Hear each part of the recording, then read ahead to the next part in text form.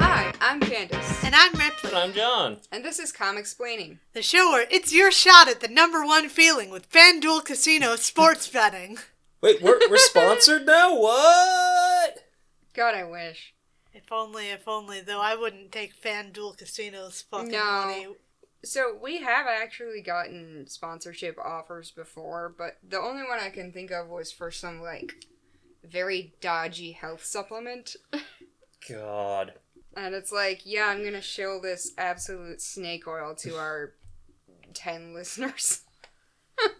Yeah, I looked it up and the only hits I was getting on it were from this Reddit. Oh no. I looked it up by the text of the email to see if anybody else was getting these emails. Right. And there were a bunch of people, and they think that somebody just got a list of podcasts, podcast emails or something from one of the websites and just kind of spammed. Makes sense. Oh, it's neat that we're on a list of podcast websites. Anyway, we're not sponsored by FanDuel. Don't give them money. Do not become addicted to sports betting. There are much better things to waste your money on. Like giving it to us. Yes, give me your money. Give it to Coffee, Comicsplaining. Coffee, Comicsplaining. me. Just give it to us. Yeah, that's just as much of a gamble. So our latest movie today, we're watching X-Men First We're Class. just not going to talk about why we're talking about sports betting. Oh, yeah, I guess we should talk There was a about reason why we were talking why- about sports betting. Wait, there was a reason for that. It's football season. It is football season. It is football season. Yes. Our beloved Detroit Lions got close. They got close. Which, Which is interesting because as far as I've ever heard, they suck. yes, you are correct. Okay. You have to understand, this is basically the best season I think they've ever had in the last 40, 50 years, something like. Yes. Okay. The Lions once went 0-16 or something like that. 0 wins, a 0-win season. I don't know. 2008 was just a terrible. Was it? Okay. Was it 0-15 or 0-16? Doesn't matter. It's a legendarily bad season. Yeah, I don't know anything about sports. I hear about it all day at work, whether I like it or not. I don't know and I don't care. But it is football season, which means that Ripley is going to force us to read NFL SuperPro. It's terrible. We're actually going to miss by a week. We could have gotten it out ahead of time, but unfortunately, my ass had to go catch fucking COVID again. Alright, we just had a very long break that nobody announced. Yeah, it just kind of happened. COVID happens. I'm feeling much better now. Well, you better. It's been 3 weeks. It didn't hit me nearly as hard as the first time I caught it, but that first time I was half unvaxxed. Ooh. That's right, you got it in between doses. I forgot about that. Oof. I got it, I think I already had it when I got my first dose, Oh. the truth be told. Oh, that's a mess. So, that's a little dose of my health history. Well, I have good news and I have bad news. Actually, I'm not sure I have good news. I'm not sure how easy it'll be to get more COVID vaccines. Yeah, I don't think I have good news. Oh no. it's fine. We're gonna talk about football. We don't have to talk about bad things or politics or any of that. No, we just have to talk about football. Yes, a truly terrible football comic. Anyway, also we were watching X-Men, I guess. Yeah. Feels kind of like a disjointed thing to talk about, but you know. Yeah, it's not too much to talk about apart from the fact that we're leading with the adventures of Magneto Nazi Hunter. Yeah. Though I completely did not remember that. he's way younger than he is in the comics. Well, yeah. I mean, debatably. I mean, well, at least originally, he was in a relationship. I'm sorry, how old do you think this man in this film is? He was a child in the camps. Okay, yeah, that's true. In the comics, he was an adult. Yeah. During the... He had a war. relationship. He lost a woman. That's true. Because of Well, the horrors. Kind of. Sort of. She didn't like the fact that he killed Nazis with his powers? No, it wasn't Nazis. It was, some other jackass. Soviets. They escaped to the Soviet Union. Yeah, but they were together. Yes. Anyway. So is it like at least a decade younger here? Weird to put Sebastian Shaw. They cut off his ponytail. And they put him in a Nazi Yeah. doctor's office in a concentration camp? What? Yeah. Some fucking Mangala bullshit going on. Shaw. Of course Mangala. not like actual Mangala, but like the fucking urban legend, I guess, mythological Mangala. I just finished listening to a 6-part podcast series about Mangala. Oh no. So... I can only imagine. I know the broad strokes, and it's horrible. Yeah. Like, actually, truly, titanically horrible. Yeah, he's pretty bad, but yeah, the like pop culture image of him is very exaggerated and not entirely true. So, you know, when I say Mangala, I mean like the fucking mythologized version of him.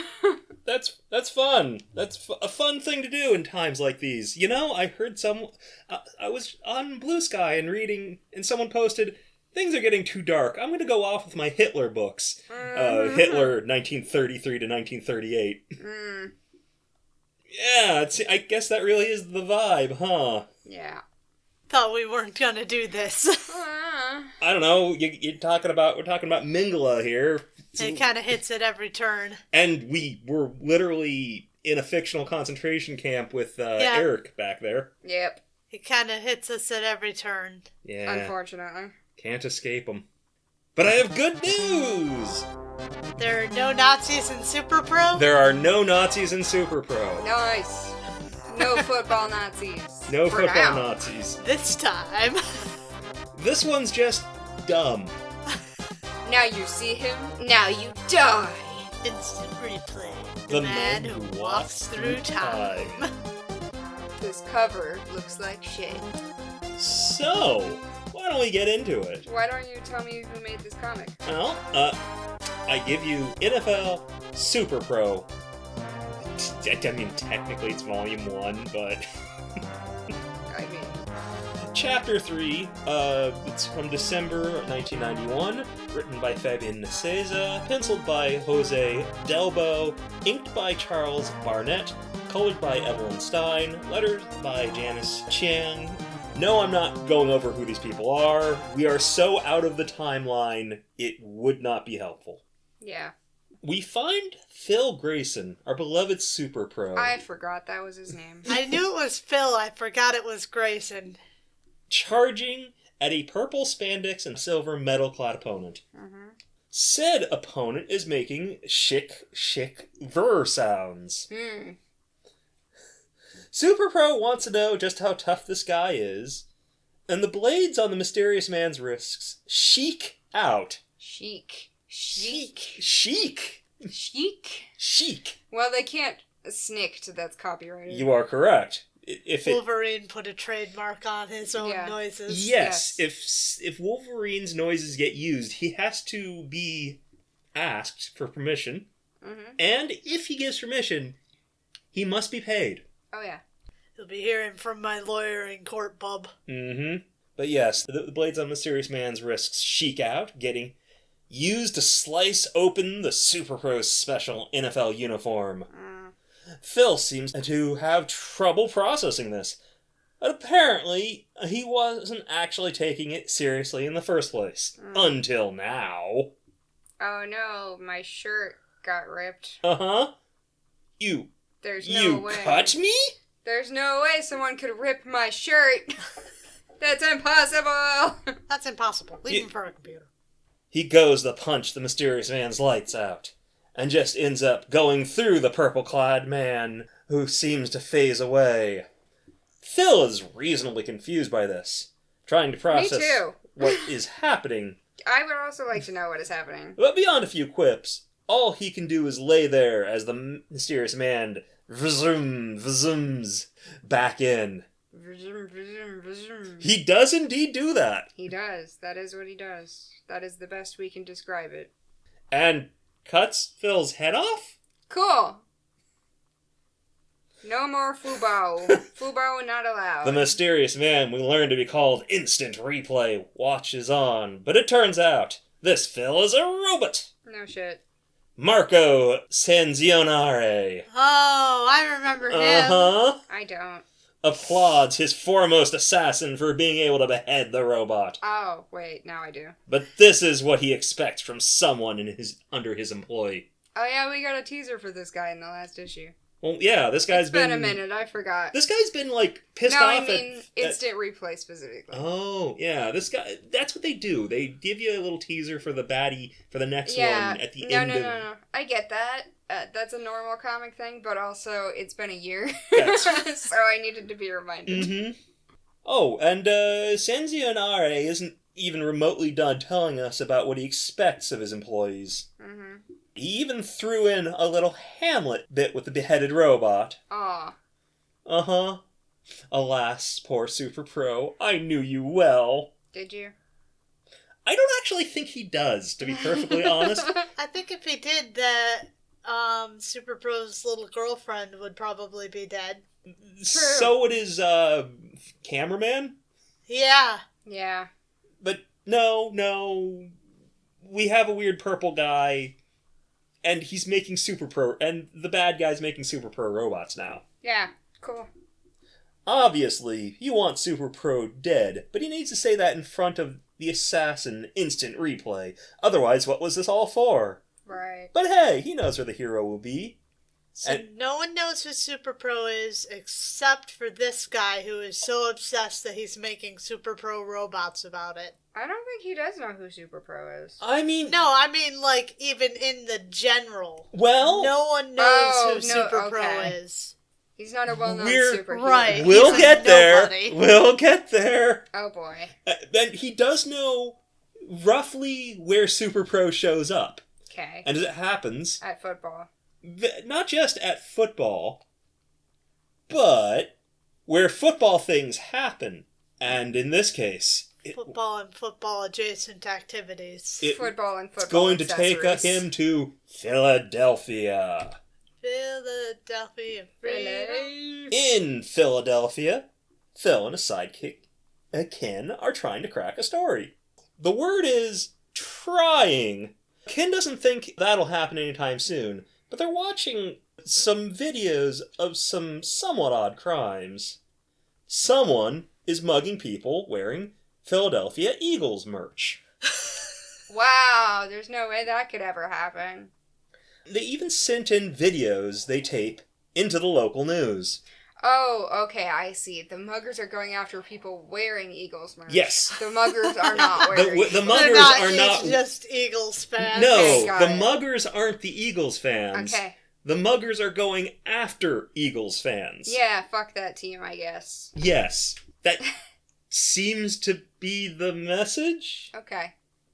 No one has been hurt yet, but that doesn't mean the SuperPro team isn't going to plan to stop these very low-level criminals. Mm-hmm. They're actually not doing a great job with that.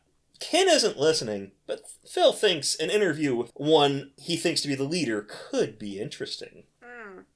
How you gonna do that, Phil? I don't know. Yeah, I was about to ask, how does he know who they are? I don't know. Okay. With his football powers, I guess. Later that night, we find our muggers watching their own crimes. It's a little unclear. That in the Highlight. background might be a television. It might be a painting, or it might be a cabinet. Yeah, but they seem to be talking about... I don't know. It's They a have little... a radio as well. It's very unclear. Mm-hmm. Well, they're already planning the next one. And it's the big leagues, the prime time, and prime cuts, which apparently means an Eagles fan club dinner.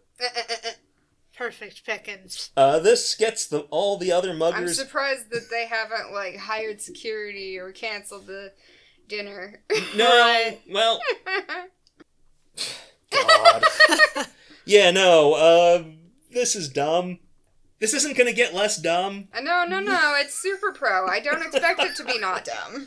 Well, the muggers are getting excited as they pull out their balaclavas. I don't know where they've been hiding the balaclavas, but they all have one. Mm-hmm. Apparently, the gang is getting a little too tough for their leader, who we learn is called Ronnie's Preference. Hey, Ronnie. A hot tip, when you're doing crimes, you should take off, like, identifying clothing, like that shirt with the weird red splotch on it and your big emerald pinky ring. You don't think that's supposed to be Africa, do you? I don't know. A necklace? Oh my god, necklace? it is. It's a fucking necklace, because I didn't even notice. I didn't notice it. This is the first time I've noticed that, but oh boy! Because I always noticed the other necklace that he had on, but I didn't. Well, I noticed it. I just didn't, because it seems like it's in the same spot in both. But there is a images, chain. but there is a thing connected to it. So yeah. It is a fucking necklace. So either he's wearing a shirt with Africa on it, or he's wearing a necklace with a very, very poorly drawn Africa. You know, as all black men do.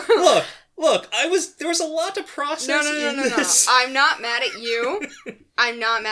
This is not your fault. You didn't draw this. You're right, I didn't. It's hard to catch given that it looks nothing like Africa. It really doesn't.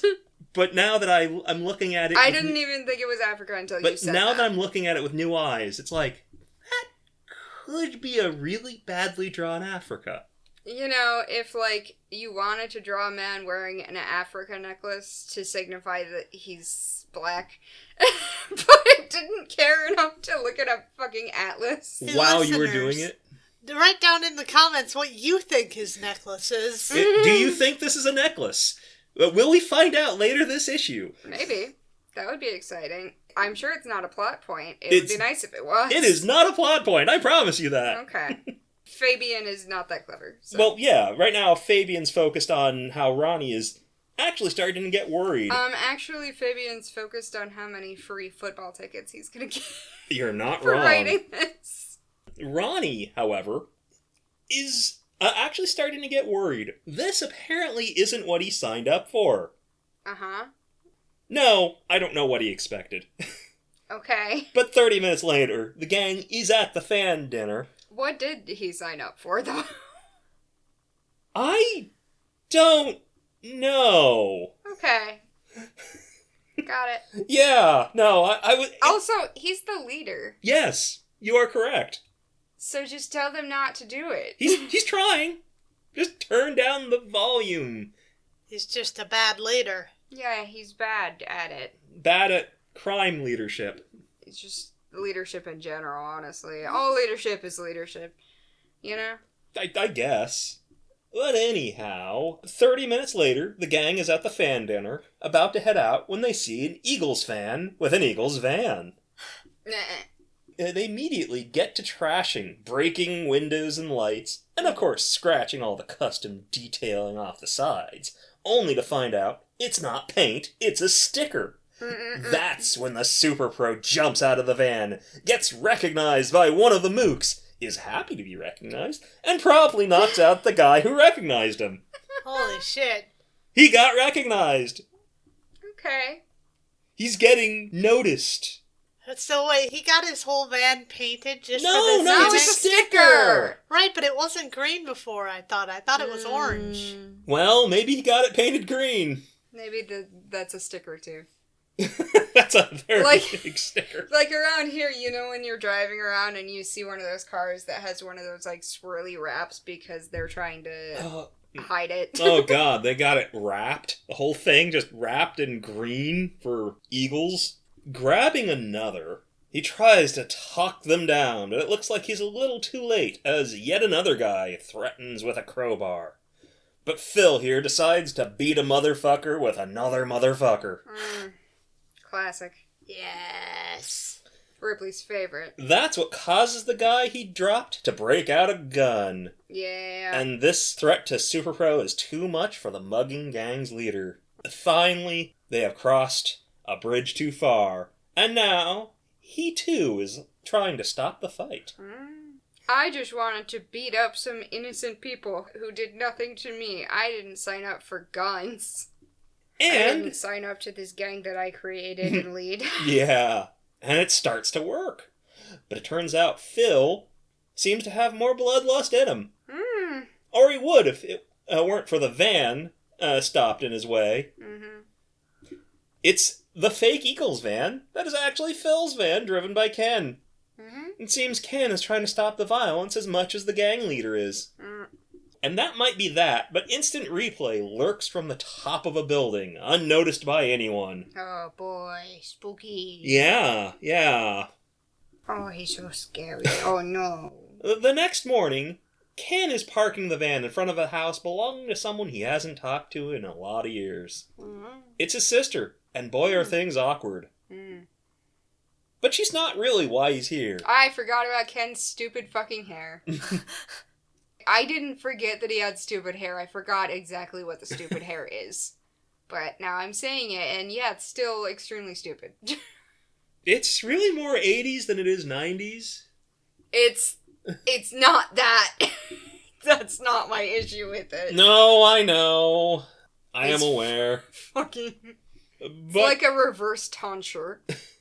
But yeah, Ken is actually not here to see his sister. No, he's here to see his nephew, Ronnie. Oh boy. Uh-oh. Yeah, that Ronnie. No, I thought it was going to be a different Ronnie. Ken catches him asleep in bed. And much, much more importantly, Ken knows all about the Eagles gang, having recognized his nephew from the videos. He's here to talk to his nephew because he needs to know why. And if that explanation isn't good enough, his next move is to call the cops. Cool. And, okay, folks, it looks like Ronnie's reason has to do with actual football. Okay. Seems he was a punt returner for the Eagles. A free agent, even. And they cut him. Which Ken is not shocked by. What with Ronnie not having a contract and all that. Of course, Ken says to stop it here and now, else everything is going to blow up in his face. Sorry, so... He was in the NFL, and they cut him, so his response to that is not to go find another team to join or anything like that, but to start committing crimes. Against Eagles fans, yes. Okay, makes perfect sense. Yeah, that's it. That's what a person would do. He was a punt returner on the Eagles, he was a free agent, they cut him, and now he's doing crimes against Eagle fans. Cool. Also, wasn't Ken... also at one point a football player? Or do I have... Or I thought it was Phil. Well, I know Phil was, but I feel like wasn't Ken also? No, I'm pretty sure he was always a news guy. I thought he was always a news guy.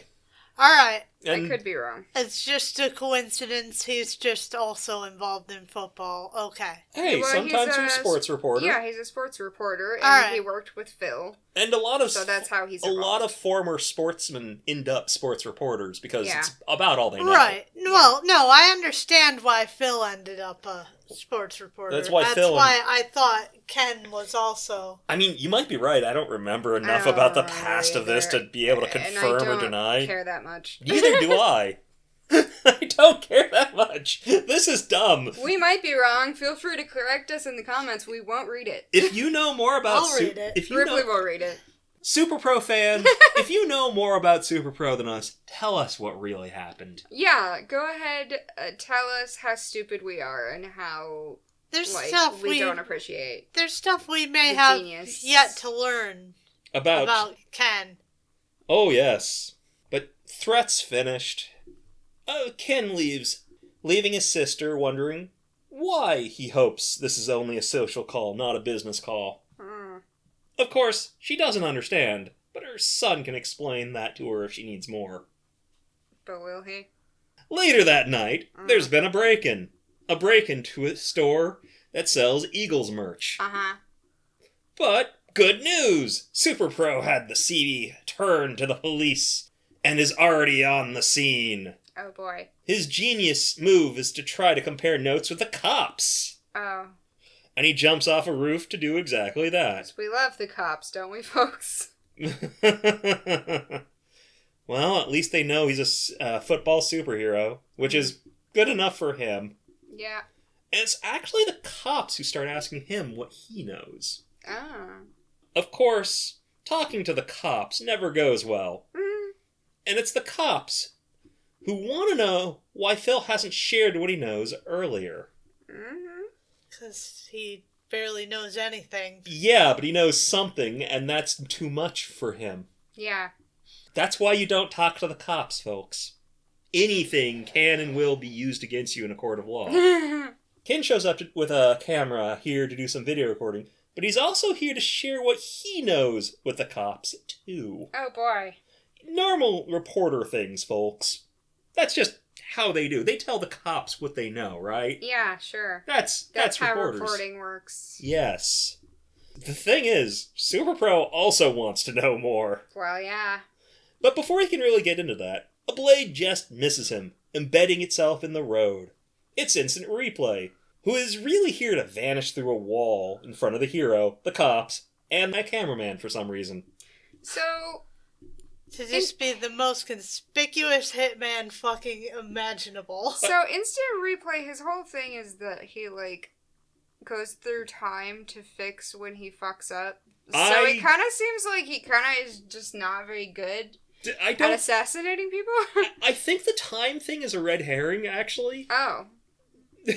I don't know. But he's the man who walks through time. Yes, and like a lot of Thor issues, does that actually mean anything? Okay. I see. Yeah, welcome to 1991. I'm throwing bricks and glass houses, I see. Yes. Yes, you are. I should not be demanding sense from this. No, you should be. It's 1991. You should be demanding sense from this. I am not here to provide sense. I'm here to provide you with the classic Thor level of logic. Mm-hmm. Everyone starts to get into what the fuck even was that? When the villain vrooms behind SuperPro, whacking him on the backside of his head. Oh my god. Hey, pay attention to me, idiot. Yeah. You didn't come after me when I threw a thing at you and missed? Fucking, I gotta get your attention again. Yeah, apparently. And apparently the outfit has armor plating, because Instant Replay just cut through it while Ken keeps filming. Okay. The cops do nothing but comment on the situation. Again, do not talk to the cops. It will not help you. Surprised they didn't just immediately start firing. Well, it's not like Instant Replay's black. As far as they know. Yeah. But Ken is. Yes, but Ken isn't the one jumping around. How do they know that? How do they know Ken isn't jumping around inside the Instant Replay suit? Yeah. Because he's right there. Look. Look. We just agreed that this doesn't make sense, okay? Phil just wants to know why this weirdo has it out for him. And again, Instant Replay appears behind the SuperPro. Mm.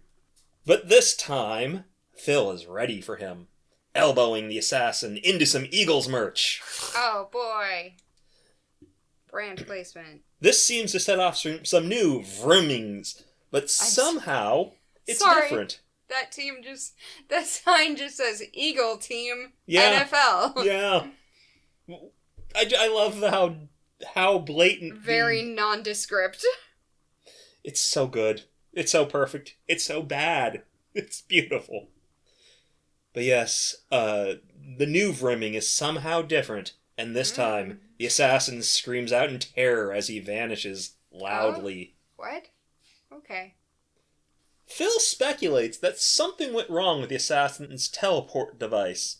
Okay. Electrical conduits disrupted by golf clubs. Mm. Really? Who knows what happened anyway? Well, I guess that's it for Instant Replay. It's not like the guy on the cover mattered. No. Because Phil and Ken have sports crimes to return to. And Ken snitches on his nephew Ronnie. I thought you were gonna give him a fucking chance, dude. No. Jesus. Fuck Ken. Uh-huh. Meanwhile, the Eagles get... Never snitch to the cops. And in a line I never thought I would write. Meanwhile, the Eagles gang is going after some Eagles fans with mental disabilities. Oh, great. I'm not kidding. Very cool. as what appears to be their mother says, "Please don't hurt the boys. They're developmentally slow." Fuck off. Yeah. Yeah, the fucking Eagles gang is really accomplishing something here. Uh-huh. Like, Fabian. What is this? What the fuck what is this, happening? Fabian? What is the point? What is this? Fabian. He's just, like, reaching anywhere he can to find football crimes. To get his fucking tickets. Ronnie has finally had enough. Again? No, for real this time. Oh boy. But one of the other guys pulls his knife and starts menacing the kid. Dude. The kid starts to beg for his life and gets a slap to the face for his trouble. This is actually too much for Ronnie, who calls the whole thing off. One of the others in the gang calls him out, and it looks like Ronnie's going for a choke slam without the slam. So I don't know, maybe they just didn't have enough frames for it. it's been enough for Ronnie like 5 times already. Yeah, so... but this time it actually is enough for him. Yeah, but like for good this time, or Yes, because he actually walks away. Mm-hmm. He's out and he calls the gang over. I'm sure they'll listen. The Eagles gang is finished. Yeah, it says you. Yes, says him. Yeah, so I'm gonna the walk guy away. Who nobody's listening to. I'm gonna walk away from this situation and Now like, it's not my problem anymore. Yeah. Yes. Too bad my shitty uncle already turned me into the cops. What is going on with the highlighters on faces here? Oh, I don't know. It's not the first time either. Yeah, no, I caught it earlier. On Ronnie's face. Ronnie's mom. Claire. That's her name. He heads home and finds the SuperPro van and a cop car out front. He thinks about bailing, realizes his uncle probably told the cops about him, but decides to actually do the decent thing and turn himself into the cops. Is it the... Ish. He did... Gosh. Look, he did... I mean, he did assault people. He did assault people. At this point... I don't know. I guess. Whatever. I think the thing is he should be going to, like, the police station to do this, not the cops out in front of his house because his uncle snitched. Yeah. I'm not gonna get political in the football issue. It's fine. Oh. Keep going. His mom can barely believe it, but Ronnie isn't here to fight this. In the end, the two siblings embrace. It's all they can do. 3 weeks later, in the Swiss Alps, Marco Sanzionare is furious that SuperPro keeps on getting in his way, and is even more upset that Instant Replay has just up and vanished. Oh my god. No, this just won't do. He throws his wine glass, presses a button, and seems to activate a robot. Oh. See, now it's personal. It's time for a reckoning. Oh. Phil and Marco to the death. Oh, so that... Okay. Could be a robot, could be a suit, I don't know what it is. That's the end of the issue. I genuinely thought Instant Replay was going to come up again. No, that's it. Wait. Philip Grayfield, so he knows his super. I guess he knows his name. Apparently. When did he pick up on that? I don't know. Okay. When the fuck did he pick up on that? It's personal, though. And instead of, like, outing him as, like, a vigilante, he's got a golden mecha thing that he's going to kill him with. Cool. This is normal. Yeah. Very... Just like the fucking football gang. This is very normal, actually. Anti-football gang. So, next issue, SuperPro vs. Sanction. SuperPro? SuperPro. So, what'd you guys think? Incomprehensible. Yeah. I didn't even check out the, like, rating on CMRO for this. I gotta know. I don't think I could rate this, but I gotta know. If it's not like a 1.05, I'm gonna lose my mind. I feel like it's going to be weirdly higher than it ought to be. Oh no, I don't suspect that at all. No.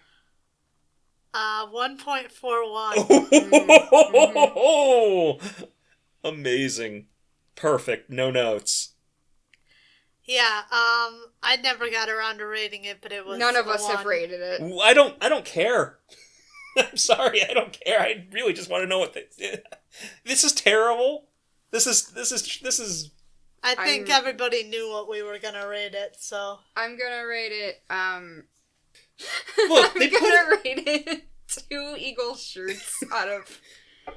I don't know, 5. Look, no, that's too many. Look, the guy on the cover vanished, and it didn't matter. Yeah. I think the fact that he suddenly knows who Phil Grayfield is so...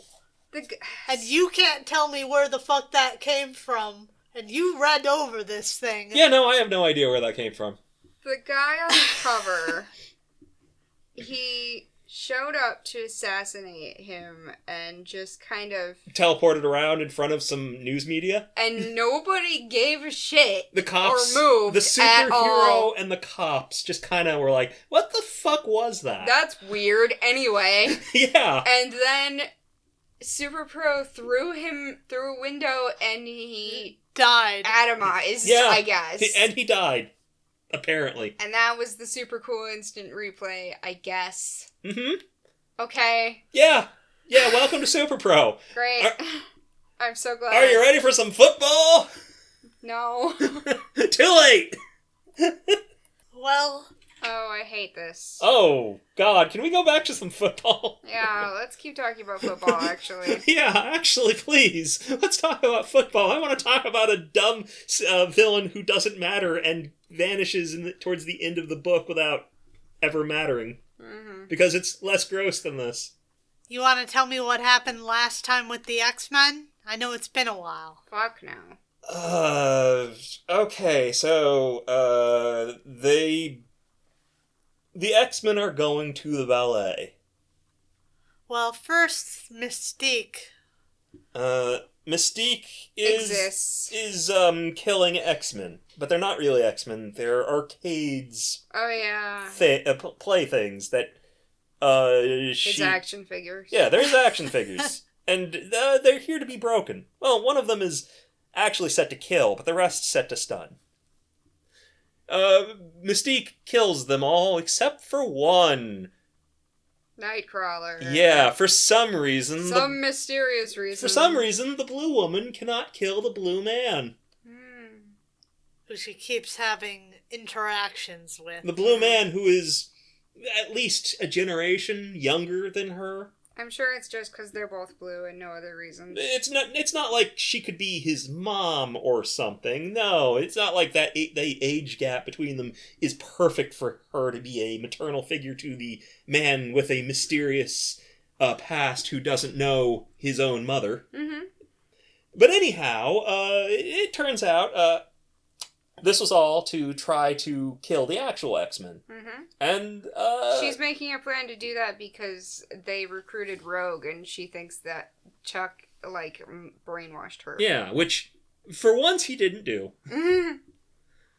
Yeah, I mean, she had to beg to get onto the team, practically. Mm-hmm. But eventually, the X-Men are going to the ballet.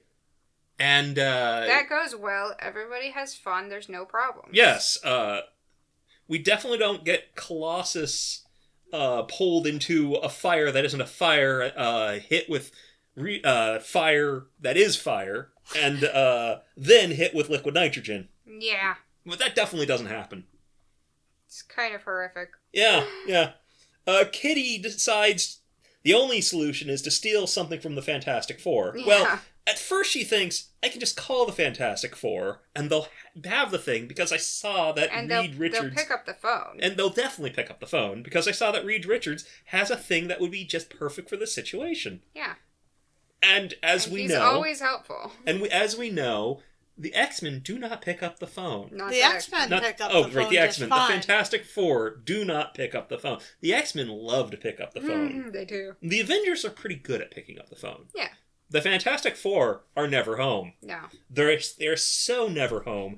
They have a robot receptionist specifically designed to pick up the phone. Yeah. Because... And say that they're not home. Yes. Yep. Most people have an answering machine. Yeah. Reed's got to make it complicated. Yeah, because Reed Richards is a complicated bitch. He's got to make the answering machine hot and give her boobies. But not legs. Legs would make it weird. Yeah. He'd have to start answering some weird questions from Sue. Yeah. Does that mean he's a tits man? Yeah. That explains a lot. Anyhow, Kitty goes to the Fantastic Four building. Baxter Building. Yeah, that. I knew it had a name. I couldn't think of it off the top of my head. She breaks in. Very easily. Yeah, steals the device. Falls off a roof. As you do. But meanwhile, the Morlocks kind of fuck up a dead body and make it look like a dead kitty. Yeah. Meanwhile, the other two, the other X-Men going to the ballet. Well, Kurt and his sister girlfriend fight a fire dragon, and then the other League of Evil Mutants. Fire wyvern. Right, a fire wyvern. Yeah. And the other League of Evil Mutants. And meanwhile, God. Professor X is having a headache. Yeah. Because he's been cut off and he's being jammed. Yeah. And he can't figure out what's going on. And he just, as he realizes, the person responsible shoots him. Mm-hmm. It's Mystique. It is. Mystique.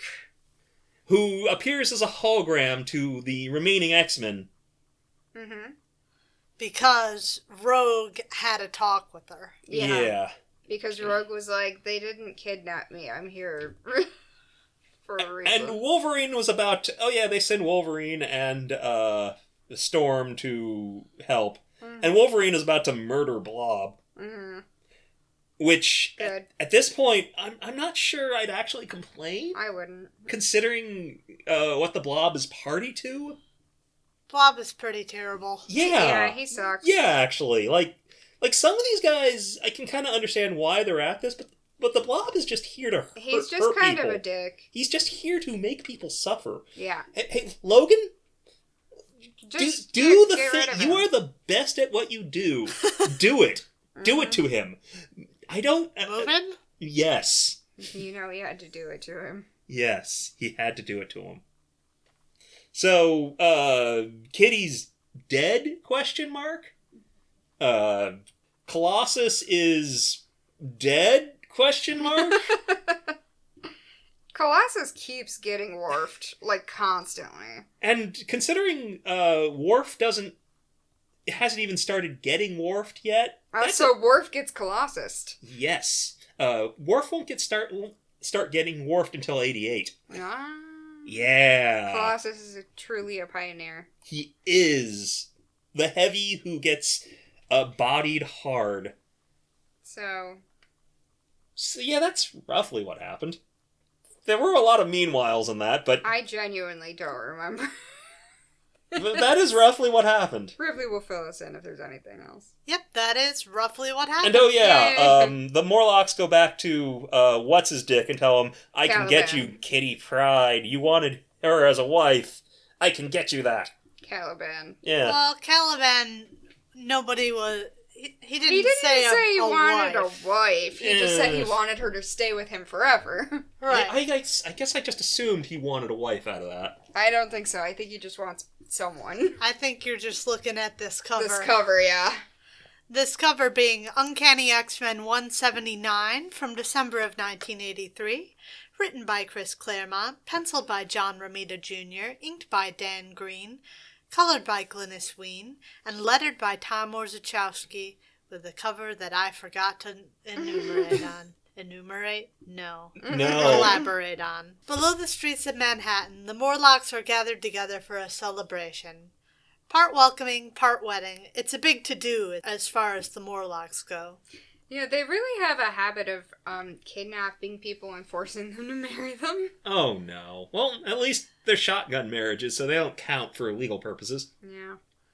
Garbed up in the best finery they can assemble, the Morlocks send their new bride forth to meet her new family. It's Kitty Pryde, dazed and disheveled, held upright by two rough-looking Morlock women. So not dead! Not dead. The weather tonight has taken a turn for the worse by the time the X-Men have made their way to the morgue at Bellevue Hospital to identify Kitty Pryde's corpse. Uh-oh. But the girl is unmistakable for all the tragedy that is her age. Her friends name her for the supervising doctor, surprised that ones who look like them are cops. And Aurora reaches out for her surrogate daughter with a trembling hand, unable to do anything for her in death. Her face is calm, but her hidden fury is expressed in other ways. A bolt of lightning crashes to Earth, followed by an eruption of thunder strong enough to shatter windows. Oof. Even down in the basement, the doctor can hear the cacophony from up above. Logan encourages him to go take a look. But he can't leave him alone in the morgue, hospital policy. Yeah. Logie then shoots him a look from underneath the brim of his hat that persuades him otherwise. Suddenly he's all too happy to check out that thunderstorm, and wouldn't you know it, he left the oven on, and many other such things. As soon as he's gone, Storm's about ready to leap down his throat for running the doctor off like that, but there was a reason for it. He needed to talk alone. Because he knows that's not Kitty. Of course he does. Exactly, because the scent is wrong. That's not the teenager I know. I know what she smells like. B.O. There's a moment of uncertainty on both Rogue and Aurora's parts, but for Aurora it lasts only as long as it takes for Logan to say that he's sure. Once he does, she gets it. It's all to make them believe that she's dead, to go through the process of mourning and avenging her while they're free to do whatever they wish to Pryde without having to look over their shoulders for the X-Men coming to kick their asses for the rest of their lives. Yeah, because they don't actually know who did this. Yep. Meanwhile, back at the mansion, Nightcrawler examines Piotr, now removed from the construction site. Is Nightcrawler a medical professional? He's been doing a lot of, medical shit. Yeah, which is weird because we've never established his medical bona fides. Yeah, he doesn't have them as far as I know. Yeah, he's a circus performer. So he at best knows how to what? Make a splint. Make a splint, fix a sprain, reset a bone. He's self-taught. He does not know how to take the self-taught medical degree. So I think this might be out of his wheelhouse. Maybe Chuck just implanted medical knowledge in his brain. I know exactly where he could have gotten it. He stole it from a doctor, took it from their brain, and put it in Kurt's brain. I mean, isn't Moira a doctor? That kind of doctor? Yeah. Really? What kind of doctor is she? I think she'd know enough to be able to do. She seems like she'd know enough. Okay. So, just rip the knowledge. He probably just ripped the knowledge out of her, and hey, I could use one of those. Yeah, exactly. And Kurt's just like, I suddenly have an interest in medical terminology. I know way more. When did I learn this? I know Kung Fu. Yes. Only medicine. I know medicine. Well, Piotr is still in the state we last saw him, frozen solid in his steel state, and with an audience of 3, Charles, Amanda, and Ileana, Kurt, apparently the resident medic from what we've come to see, looks him over, listening for a heartbeat. He finds none, but isn't sure that Piotr has one when he's steeled up. Because he doesn't breathe. Yeah, he doesn't breathe. We all know Piotr doesn't breathe. So there's no reason to assume he has a heartbeat when he's steel. Exactly. Fuck off with that shit. Well, hey! It's canon! It happened! Chris has made weird assertions about Pete's biology before, though, so whatever. The other concern is that even if they can get him back to his human form, gauging by his appearance right now, he's bound to have grievous injuries. Yeah. Oofda. That could very well kill him. Chuck can't get any mind waves off Pete, though he's still not willing to call it quits just yet. But Kurt is beginning to lose hope and fall into rage at the Brotherhood for their actions against Piotr. You know, Fair. that's understandable and reasonable at this point. That's only part of where his heart lies, though. Driven on in part by another substantial chunk wrapped up in empathy for Ilyana, who may have lost both her brother and her bestie in one night. Oof. God. This fucking girl. Yeah, but Kitty really has it rough complaining about her parents getting divorced. Uh-huh. Yeah, Kitty. Hey, Kitty. Talk about your parents' divorce a little bit more. Yeah, tell Ilyana how bad that is for you. Please. Again. Well, she can't. She's dead. No, she's not. It's a fake. And she can tell Ilyana about how bad the divorce is when she gets back. And Ilyana can tell Kitty just how bad it was to think Kitty was dead. And also experiencing the death of her brother. Mm-hmm. Again. Mm-hmm. Little does Kurt know that after her rough upbringing in Limbo, Ilyana's probably taking it better than he, having killed her dear ones herself in that demonic realm. Mm-hmm. And don't you worry, we'll get there in time. Uh-huh. At that moment, over the mind links, Storm reports back the news about Kitty, nearly knocking the socks off the professor. Oh boy. But he barely has time to react before he's struck with yet another psychic blast. God damn it. So strong is the impact on even the experienced telepath's mind that he loses control on his abilities, shooting bolts of psionic power all about the medbay. Brain blast. The girls duck for cover while ever-brave Kurt bamfs directly to the professor's side, ignoring the potentially lethal effects should he be struck by one of the psi bolts. But Kurt's admonition that he get himself under control seems to be all X needs. Because at the very least, the onslaught stops. Well, that's good. Sweating, Charles strains out an explanation through gritted teeth. He's been struck by some form of extraterrestrial scanning wave. God damn it, not more aliens. It's always aliens. Focused fully on him. But when he tries to answer back, no reply. That's all he gets out before he collapses, and they quickly hustle him into a life support cell. Well, that's ominous. It's fine. Meanwhile, Kitty Pryde is having a delightful night being welcomed by the Morlocks. Uh-huh. To her, all seems to be a spectacular wedding. Something out of a dream. Uh-huh. Uh-huh. Garbed in a fairy tale gown, with subjects treating her like a princess, she begins her trip down the aisle, stepping towards her prince atop a flight of stairs. At the end of her trip, she gets down on one knee, bowing before her betrothed, and then she peers up at Caliban, and the illusion cast upon her melts away, the grand hall replaced by the alley. Her loyal subjects by the Morlocks, and her grand gown by tattered rags.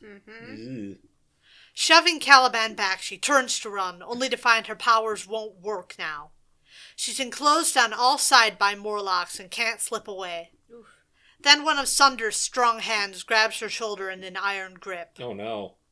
It's enough to hold her in place for a talking to from Callisto. But that doesn't mean she's going to stay quiet. Yeah. And the girl snaps off a response that Cal's going to be in big trouble with Aurora, as they were supposed to stop attacking surface dwellers. A smirk on her face, the former Morlock leader points out not only Kit Kat's assumed death, but breaks down why it's not breaking the rules to drag her down here. She promised Caliban she'd stay here with him if he helped. They're just ensuring she keep that little promise. Hey, Kitty, don't make promises you don't intend to keep. Yeah, Kitty, that was not your brightest move. I mean, I understand it was a desperate situation. Might have been all you had, but don't make promises you don't intend to keep. Or at least fucking talk to him about it afterwards. Like, you didn't have to just fucking leave. That's true. You know. They could have broke the news to him with the backing of the X-Men. Right. They could have solved this. Kitty. There was a time to solve this, and she did not do that. No. Teenagers. And the reason for the marriage? With a nasty little smile on her face, Callisto snarks that they can't have them living in sin. Ew. Callisto? Hey, Callisto. I don't think you understand what's happening here. That's yikes. Gross. The whole idea repulses Kit Kat, which only delights Cal more. Kitty's mind then flashes to what she'd been doing before she was kidnapped down below the surface. At the thought of Colossus's dire state, she pleads to go and help him, and for a moment it seems as if Cal might let her go, asking if she promises to return, only to cruelly pull the rug from under her feet, pointing out that's exactly what she did last time. Well, that's kind of the problem, Kitty. You're being a liar now. Distraught, she turns and flees from the alley, and not a single Morlock tries to stop her. Huh. It's soon apparent why. In the maze-like labyrinth of tunnels weaving beneath Manhattan's surface, the girl is having a devil of a time finding her way out, despite her claims that all she has to do is find a ladder and climb until she reaches daylight. That might be true, but where are the ladders? Yeah. It's soon apparent, after she trips and face plants in the foul water, that it's not going to be that easy. For a long, self-pitying moment, Kitty remains down, examining how she got here and why she lied to Caliban. It was all to save the lives of her friends, and if push came to shove, she'd probably do it again, a thought that eats at her with gnawing guilt. Just then, she spots a small figure coming her way in the dim light of the tunnels, mumbling about how he's lost and scared, and the girl knows what she has to do. Despite her desire to get away, she takes the youngster's hand and leads him back the way she came. By the time she's returned, Kit Kat has resolved to keep her promise, but she has one pleading request, that if it be in her power, Callisto help save Colossus. And it seems that it may be, because Cal accepts, sending the youngin' Leech off to find their healer, while she sends Pryde off to go get cleaned up and then find Mask for a new face, symbolic of the casting off of her old life. Oh boy. Mask then brings his hand to her face, getting a sick pleasure from twisting her flesh into the faces of a number of familiar characters. His own, Callisto's, Caliban's, and Storm's, that last one causing an outburst because she's still mad about that mohawk. But Mask keeps going, erasing all features from her face, and she shoves him back, exclaiming that she's not a doll to be played with, but a human being. That gets Mask's stander up, taking it to mean that she sees him as something other than. I mean... No, that just means you're playing with her like a weirdo freak. You're kind of being a dick about it. And with both hands he lunges at her, melding her flesh into a misshapen mass without even a mouth or nostrils. Ugh. Unable to breathe. That's when Cal steps up, ordering him to knock it the fuck off and set her right. Yeah, it turns out you can be a weirdo who's too much even for the weirdos around here. He's not happy about it, but he does obey. And shortly afterwards, the marriage ceremony begins anew. But when Cal asks if there are any objections, a voice rings out, clear, resonant, angry. It's Storm, here with Wolverine and Rogue, none of the lot looking too pleased, and not just about the wedding. They want to know about the dead girl, too. Wolvie's about ready to charge in to try and get some answers, but Aurora grabs his shoulder, reminding him that not only is she leader of the X-Men, but the Morlocks as well. She fully ignores Kitty's pleas to stay out of the matter, instead bringing her winds to bear, sweeping Callisto off her feet. That's when Cal plays her hand, calling for Leech, who leaps down from the raptors where he apparently just lives. Oh, cool. Fun. Dropping down atop Aurora's back and sapping her powers with just a touch. Callisto is ready and tucks her landing. Storm is not. Ooh. Oof. And Cal leaps at the downed leader, out for blood. Knowing this could turn ugly, Rogue and Logan attempt to fly to the rescue, unaware that Leech's powers actually work on proximity. Kitty attempts to cry out a warning, correctly intuiting that he's the reason she couldn't phase earlier. It comes too little too late. And the heroes suddenly lose Rogue's power of flight, spilling both to the ground, while Cal and Roro continue to grapple over the right to lead the Morlocks, because we all knew that was what Cal was really after. Yeah. Duh. That doesn't count Logan out of the fight, and he, perhaps uncharacteristically, just steaming mad about having his powers zapped, encroaches on the leadership duel. Claws drawn, with the Morlock helpless to do much with Leech in the mix, plus the formalities of said duel in effect. There's a leadership duel, there's Leech, and now Wolverine's there, and nobody knows what the fuck to do. It's kind of chaos. He readies to strike, but that's when Kitty grabs his arm, insisting he stop. He protests that they're here to rescue her. And Kit Kat snaps, "Did you ever consider asking if I wanted to be rescued? Or is this just a convenient excuse to bash some skulls?" You're 14. You don't get a say. Yeah. Sorry, girl. You do not get to consent to child marriage. Yeah, actually. Like, legally, you just can't. Hopefully, in New York, there are states. Yeah. You still need parental That's true. approval, even in those states. But it's gross that that's a thing. I feel like New York is probably good about that. Hey, Michigan just outlawed child marriage. Nice! The fact that it had to. Yeah. I didn't know that one. Oh, yeah. Like last year. Oh, God. Yeah. That's Another dub for Big Gretch. Yeah, well, hey, adding... Big Gretch and the Michigan legislature to also be. Michigan is adding more trans and Michigan's been gender stuff it. to hate crimes. Yeah. And whatnot. Yep. Yeah. So go Michigan. Apart from November. Mm. Anyway, her outburst catches the attention of all present. And she just feels awful because Colossus is what's important here, and the Morlocks may be able to save him if they hurry.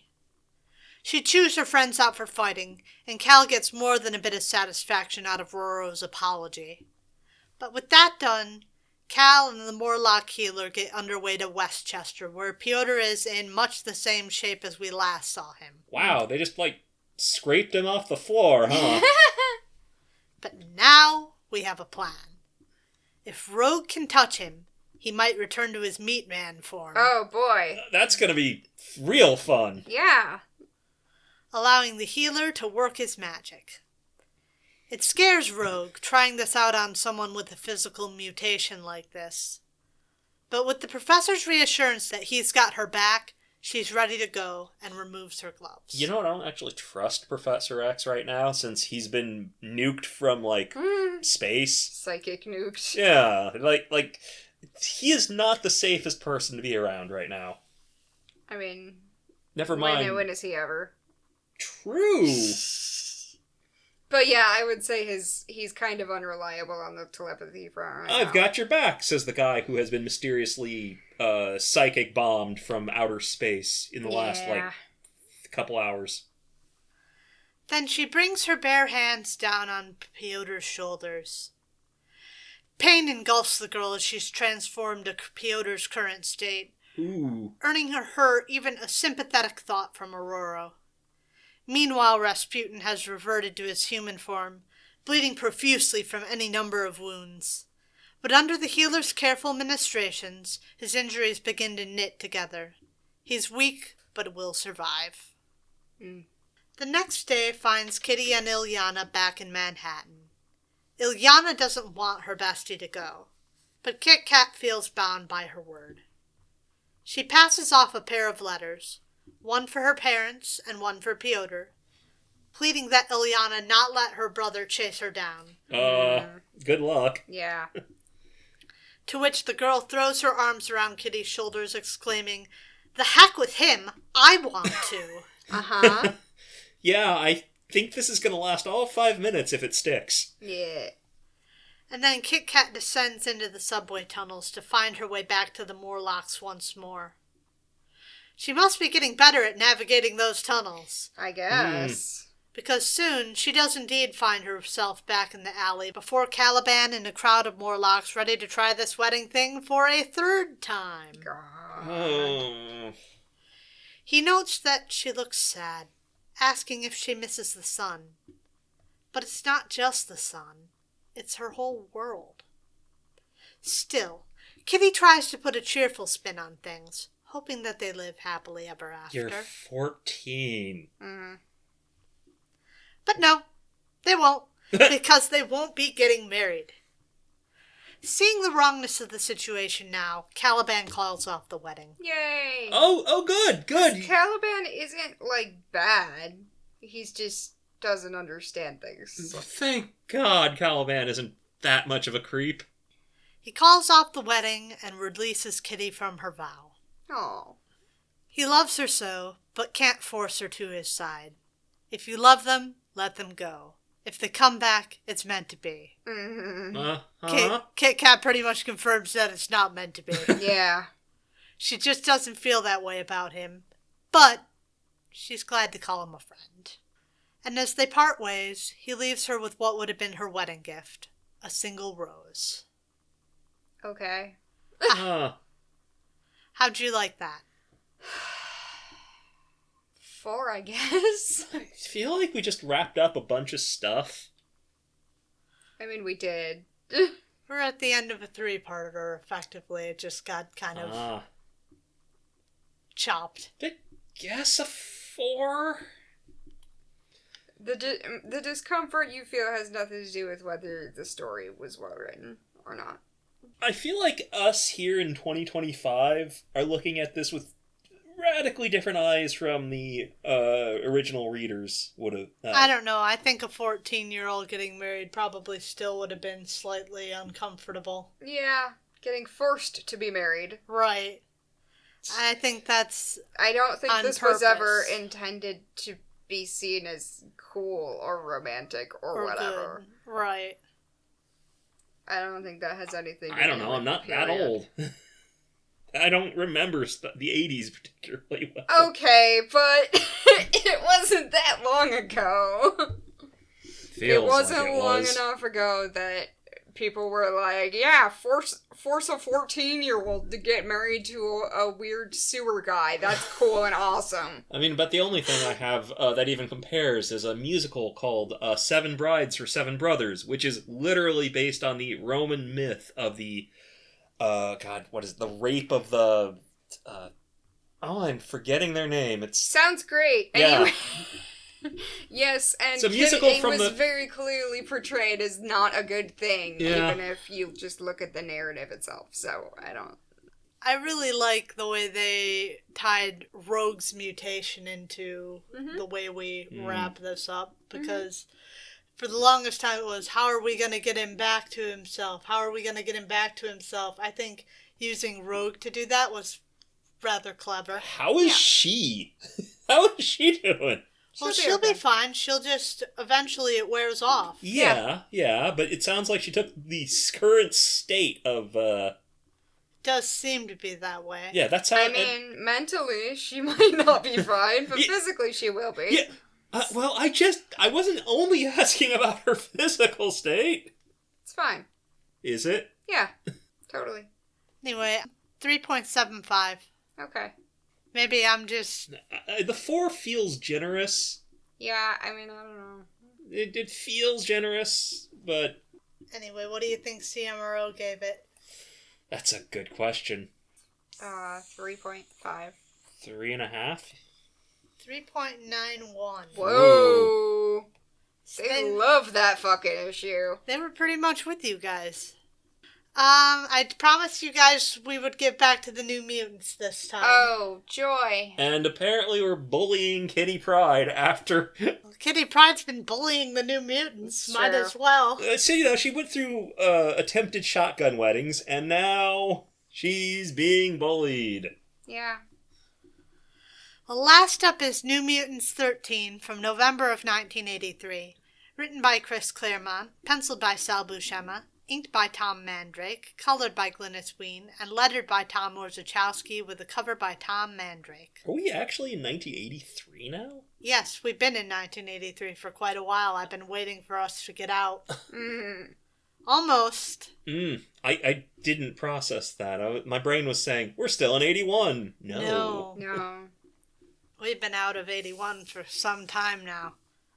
We open on the New Mutants introducing the professor to the newest of their number, Amara Aquila. Oh, yeah. Yeah, Volcano bitch.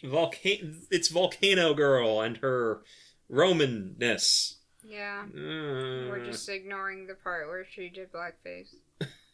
Earning the girl a warm welcome, or as warm a welcome as old Chucklefuck is capable of. Amara's curious as to whether he too is a mutant, something which he quickly confirms, and the pair break off to get acquainted, which includes a demonstration of Xavier's abilities. Ooh. They catch Aquila off guard, but not nearly as much as when they reach her room, only to find it an exact duplicate of her bedroom back in Nova Roma. That's kind of creepy. The details plucked from a memory of Amara's. And it looks like Amara does not like that. No. I wouldn't either, personally. While it may have been intended to ease her transition into life here at Xavier's school, it actually does the opposite, upsetting the girl that she has no privacy in her thoughts. I think that's a fair way to feel, Amara. I get it. But Chuck reassures her that all size prize privacy above all else. Sure. Yeah, Chuck? Sure. How many times have you nuked people's brains? Yeah. I suppose you talk to them all at your annual convention? Do they have, like, votes on this? We prize privacy except for the time that I went into your brain so that I could decorate your bedroom. To impress you and to make you feel comfy. Yeah, it makes you feel safe and cozy, right? He then leaves her to her business, feeling like a fish out of water, even in her semi-familiar surroundings. She doesn't get things like electricity, and it makes her feel self-conscious. But even that bit of emotional stimuli is enough that the untrained mutant accidentally causes a tremor that shakes the house. Oh dear. That could... Yeah, don't do that, please. Charles only just rebuilt this thing. It dies down quickly once she gets a hold of herself. But the shaking catches Xavier's attention, and he establishes a light telepathic rapport with the girl to help prevent things getting out of hand. Privacy.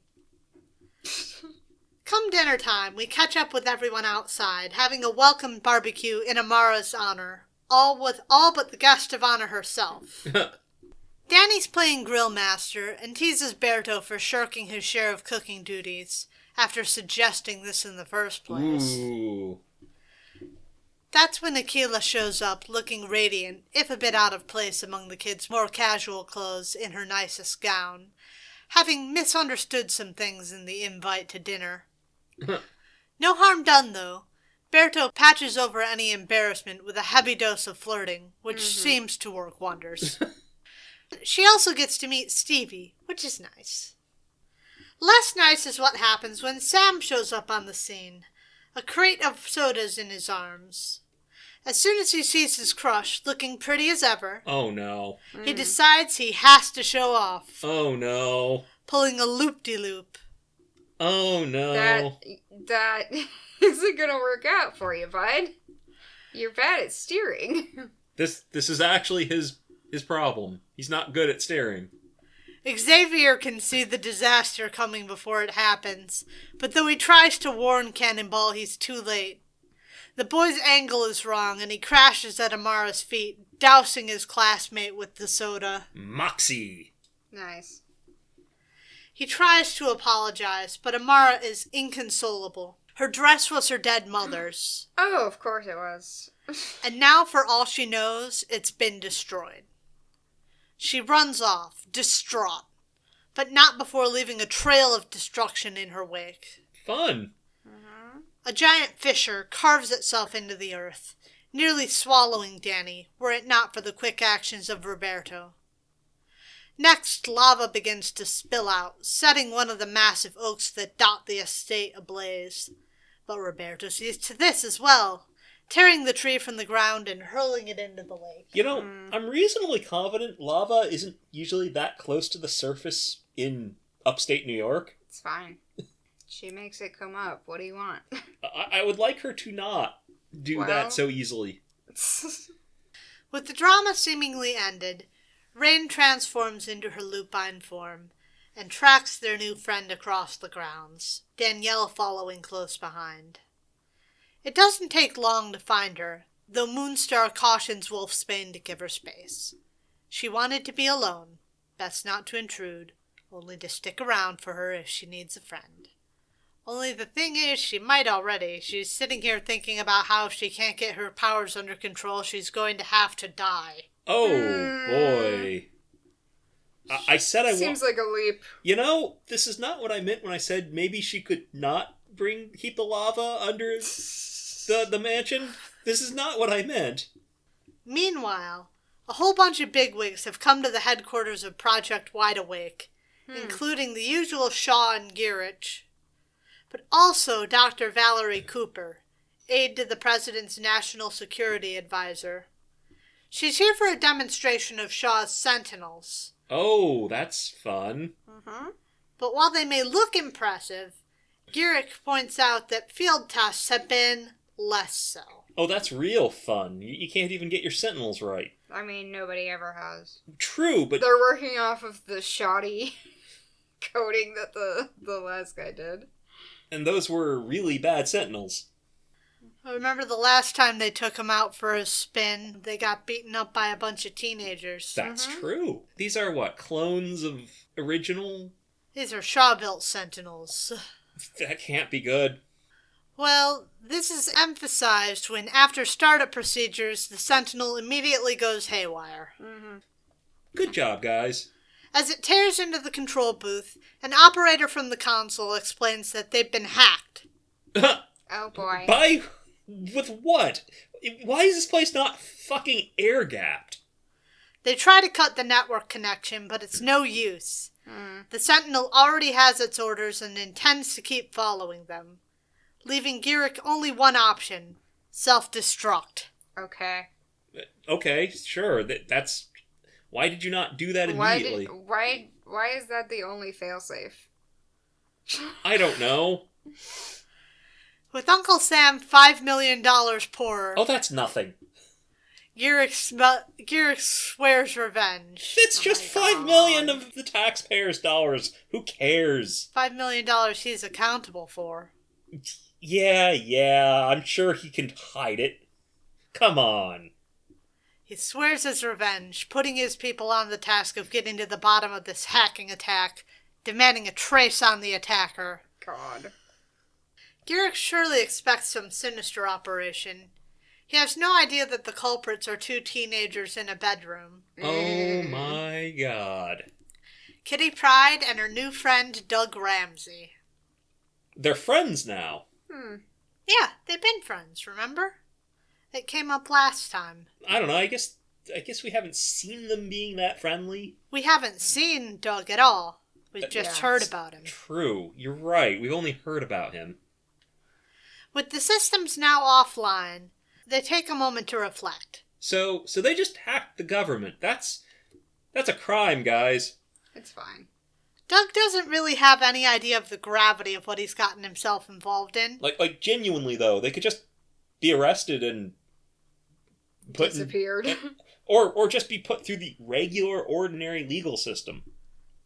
Well, they intended to hack into Shaw's private files, which is also a crime, but still. Yeah, but that one they might be able to get away with, because I'm sure Shaw wouldn't want to go to, the police with his private files. What happened is they intended to hack into Shaw's private files and ended up in this government system. Ah.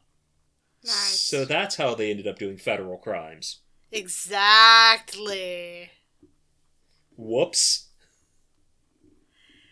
Yeah, so... I don't think my bad is a valid defense in court. Yeah, that's how you end up spending, 25 years. Sincerely, Your Honor, might be. Oops. Yeah. Sincerely, Your Honor, oops. Total oops. Big whoopsie. if we can just understand this was a big whoopsie, I only meant to hack one guy, not the government. Though considering how young they are, maybe they can Kevin Mitnick this out of some prison time. Oh yeah, they can probably just your kids, you're banned from using computers until you're 18. That'll do. I have heard of people getting that kind of punishment for computer crimes as kids. Doug doesn't really know about the gravity of what he's gotten himself involved in, though he does know who he's hacked. Brilliant. He does know that he ended up in a government system. Uh-huh. So, there's no plausible deniability at all. Jesus Christ, Doug. But Kitty's hungry and draws his attention to that instead, so they head downstairs to grab some grub. Don't worry about it. Let's get some food. Just as she is impressed with his hacking skills, so is Doug impressed with Kit Kat's abilities with hardware. Kitty compares the pair of them to Stradivarius and Itzhak Perlman. What? Really? The artisan and the artist. As they sit down for snacks, Kitty realizes, after some chatter, that she's running late. She's gotta get gone, and so apologetically she heads out, chided by the professor for her tardiness as she leaves. It's a lucky thing Doug lives so close. It makes it easy for Kit Kat to just cut across the land back to school. It's by doing this that she comes upon Amara, still crying in the woods. She introduces herself, keen to ease the girl's troubles, sympathetic to her homesickness. But Amara wants no help. Still, Kit Kat presses the issue, only for Akila to snap at her, hair turning aflame. The whole encounter leaves Pryde in a surly mood, feeling little reward for having gone out of her way to try to help. Teenagers. Her thoughts then turn back to Doug, worried about the potential conflict her growing friendship with the boy might have on her budding relationship? Question mark, question mark, question mark, with Pyotr Rasputin? Oh, I know she legendarily has relations with people only named Peter, so... It's true. So she Doug... has a type. So Doug isn't really in the running for this. He doesn't have great chances. No, yeah, Kitty Pryde has a type, and it's guy's named Peter. I don't know why. Pyotr Rasputin, Pete Wisdom, Peter Quill. Yeah, I've run into that one. That's so cringe. What do you see in that man? She then stumbles upon the rest of the New Mutants, standing together in the woods, all a bit protective of Amara, irritated with Kitty's supposed care for one of theirs. Jesus. Where before she'd always spoken to them with derision, calling them the X-Babies. I mean, she's kind of been bitchy to them, yeah, so... that's fair. Hey, Professor, you haven't really been helping this situation. Yeah. Just then, Professor Xavier interrupts with a broadcast a lot of them can hear, very aggravated with Kit Kat's dilly-dallying, demanding she report to his study at once, effectively earning her an ooh. She's going to the principal's down office. To the office. Going to the principal's office. She's in such trouble. Once she makes it up there, her teacher is not pleased. In a stern mood for Kitty, lost in the zeal of her hacking fun. Lost in a federal crime. Lost track of time and missed a training session. Hey, does Professor X know she was committing major crimes against the state? Maybe. Maybe he doesn't want to know because that keeps him out of the know. Oh yeah, he was just talking about privacy, so he's decided totally. Not to know about this one. For sure. She lost track of time and missed a training session. Something that gets her chewed out. Further, after her encounter on the way in, he's unhappy with her beefing with the New Mutants. Fair. But I'm not sure that's a helpful thing to say. Encouraging her to try to bury the hatchet and help the New Mutants rather than talk down to them. Mm-hmm. Especially given that several of them are actually older than her. Uh-huh. Mm-hmm. They are, very much. Do you want to be bussed down to New Mutant He tried. He tried, though. He could do it. He tried. He should do it. Do it. Do it, coward. He did once. Do it again. With the dressing down complete, Kit Kat excuses herself, leaving Chuck to his thoughts. And he has many. First, his concerns lie with the still distraught Amara, crying out in the woods as the night chill begins to take hold, resolving to have the New Mutants bring her in once she falls asleep. Next, he frets over the aftermath of a misadventure the kids had with Cloak and Dagger that we didn't read about in the pages of Marvel Team Up because it was shit. Okay. Was it better or worse than SuperPro? Better. Oh no. Maybe we'll double back at some point. Maybe. It really wasn't important, so I made an executive decision. That's understandable. Completely fair. It leads him to pine for his absent love, sorely missing her counsel at this moment, when he's struck by another pain in the brain from that scanning wave that's been periodically hitting him. You know, maybe we should focus on this. It could be important. I'm sure it's nothing. It's probably fine. The next day, the New Mutants are holding a computer class, each meeting with varying degrees of success. Sam, despite his brains, is really struggling with his lack of computer experience. And Xavier shows him step by step. But for Roberto, raised with the things, he's like a fish in water. Meanwhile, despite her complete lack of experience with computers, once X gives her the lowdown, Amara seems to really take to him.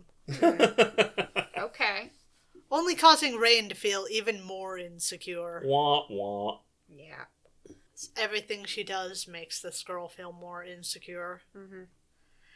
After they finish their studies for the day, the kids head into town for more studies at Stevie's dance studio.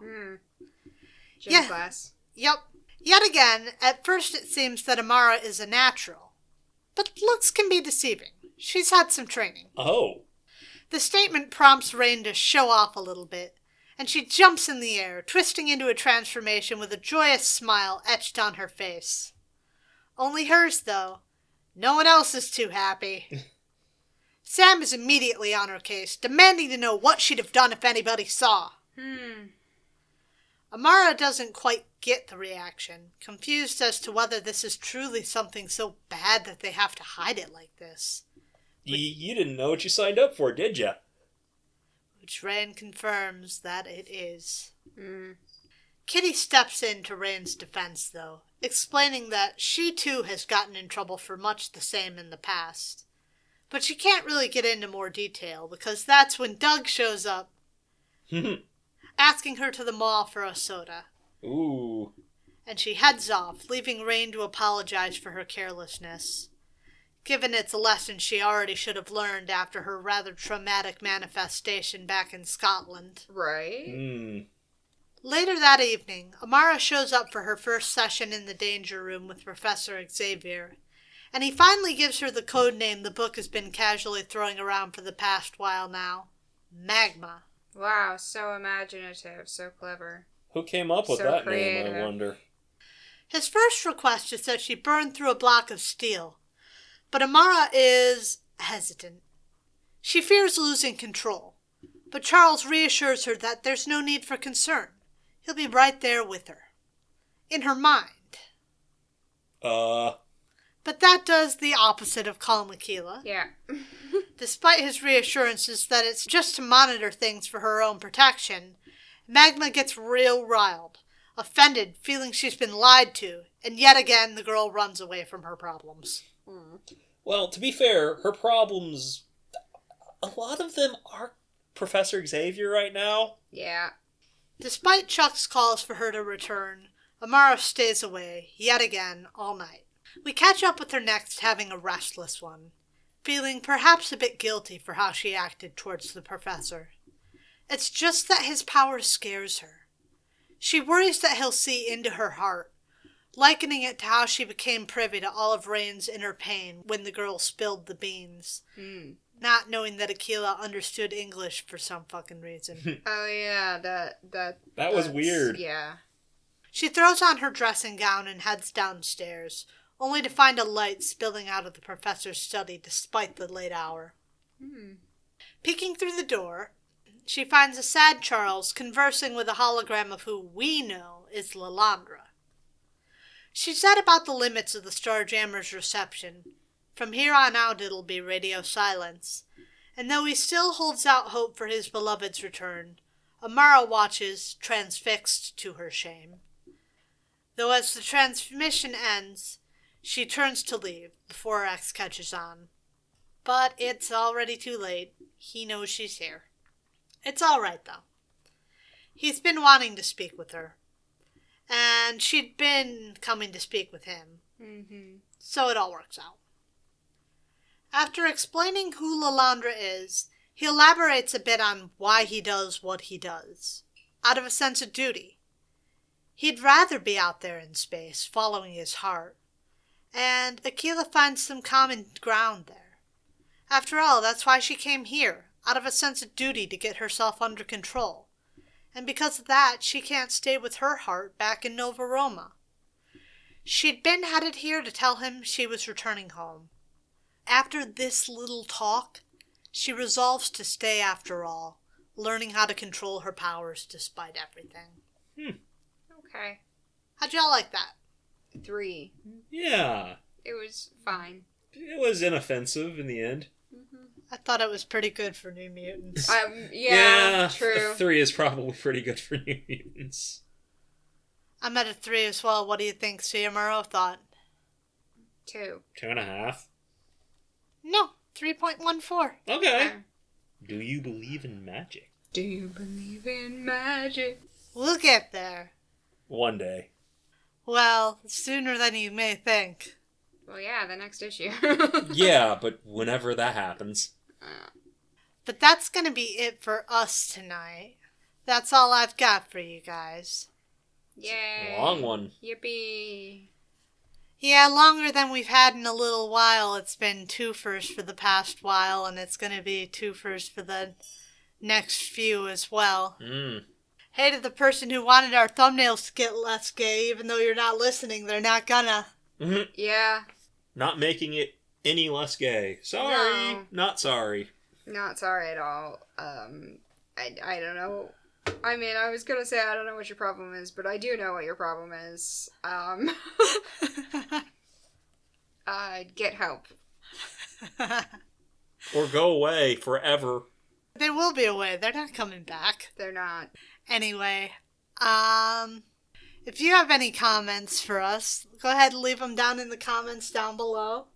Whatever you think was on Ronnie's shirt, we'd love to know. It may or may not have been Africa. Yeah? Yeah, it wasn't in any of the future panels, is the thing. It was not. It did not come up again. Yeah. It continued to be there, but fuck if I know what it was. It never came up. Because of course not. That would be too easy. I mean, to be fair, it would be really weird if he was like, my Africa necklace. It was such a I don't know, bad it was comic. really prominent. Such a bad comic. True, but we expected it to be. We didn't. We don't read it because we think it's going to be good. Yeah. Anyway, like, subscribe, and hit that bell button because YouTube won't tell you about our new episodes unless you do. Let's be real here. YouTube is terrible, actually. If you want to follow us over on social media, we are on Tumblr, Twitter, Facebook, Blue Sky. Send us an email over at comicsplaining@gmail.com. Send us money for sports betting. Yes. Yes, send us money. Send us money instead of sports betting. Yeah. No, we'll do the sports betting for you. Yeah. We're not sports betting. Or are we? No, we're not. They don't know. We know. But they don't know. And that's I'm what telling matters. them. Don't tell them. I'm telling them. No! How dare you tell them that we're not doing sports betting? But I have the final edit. Anyway.